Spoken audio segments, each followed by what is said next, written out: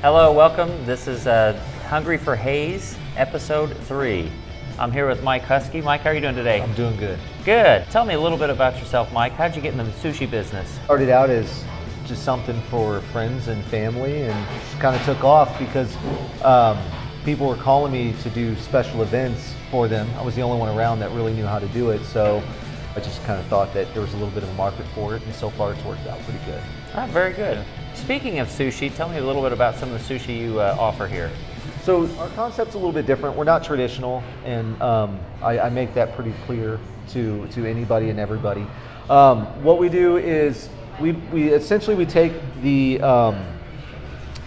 Japanese cuisine, and we just kind of mix a lot of American ingredients in with it. And it's something a little more palatable for, you know, Haze people, the Midwest, I guess you could say. So we do a lot of we have a lot of rolls with steak. Most of our rolls are actually cooked. So we don't do a lot with raw fish. So there's not like nigiri and sashimi. We don't have boats of sushi, but we're predominantly rolls. And we do, where we really shine is our specialty rolls, and that's the stuff that we make up. So we do all our own sauces. So, you know, we do like a white truffle garlic mayo. We do a roasted red pepper sauce. We do a jalapeno avocado sauce. Now, if you don't like sushi, you have some other options. Yeah, we have a whole kitchen menu. So we do burgers, fish tacos. We do Taco Tuesday, just like everybody else. We do something called Bang Bang Shrimp that has been really successful for us. Oh, very good. Now, tell me a little bit about this week's special. So this week's special is called our Best of the Best platter. So we just recently started doing these big platters, right? Because we have these platters already for our oysters. So we just kind of thought one day we would fill them up with food. So this week is the Best of the Best. That is essentially our 3 best-selling items all in one platter. That's awesome.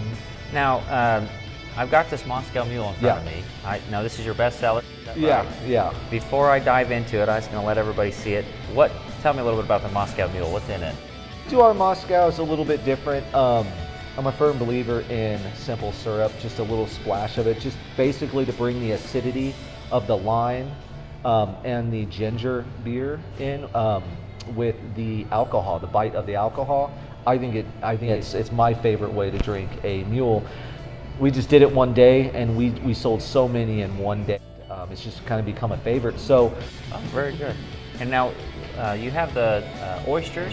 My thought of oyster was always like you just never was very good, but then you made one for me that was just phenomenal. Yeah.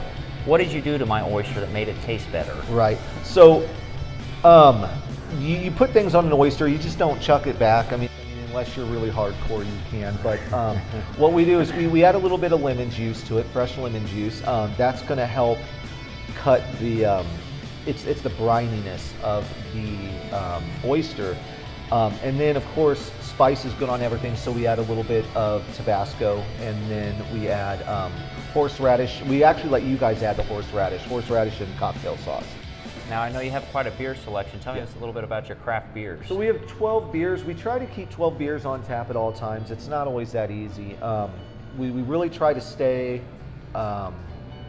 Kansas-based heavy, but just because a lot of craft beers, they are seasonal, so it's kind of hard to keep up with them. So we kind of had to branch out, but we found some really good ones from like the Nevada, Sierra Nevada Brewing Company is a really good place. Very good. Yeah. Well, check them out on Facebook. Come give them a try some oysters, and until then, we'll see you next time.